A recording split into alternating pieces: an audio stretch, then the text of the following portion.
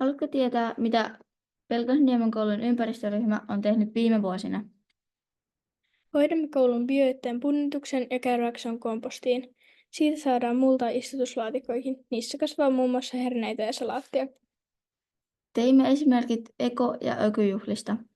Ekojuhlat ovat kotona ja syömisessä käytetään posliiniastioita.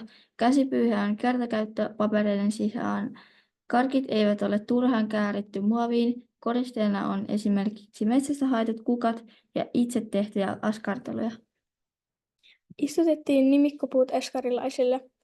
Lapset laittoivat lupausten puuhun hyvän tekoideoitaan ja pehmolelut osoittivat mieltä luonnonsuojelualueen puolesta.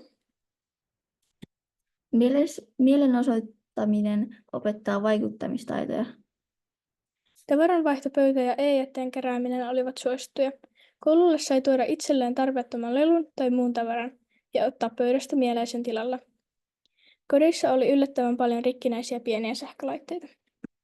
Kiitettiin kasvisruuan syömisestä kekseillä, neuvottiin kierrättämisestä ja kannustettiin bongaamaan keväällä lintuja.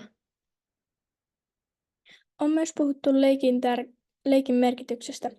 Turvallisuus, yhdessäolo, yhteistyö, luovuus ja mielikuvitus, aloitekyky, riittäminen, hyväksyntä, kriittinen ajattelu, huumori, liikunta, ulkoilma, luontosuhde, yhteys ilman ruutuja. Yhteiskunnan kestävyysmurroksessa ovat kekseisiä muun muassa kierrätys, korjaus, vähennys, uudelleenkäyttö, lahjoittaminen, väkivallattomuus, demokratia, yhteisöllisyys, paikallisuus, osallisuus, vertaissavittelu, vaikuttamistaidot, tunne- ja hyvinvointitaidot, turvallisuus. Kiitos!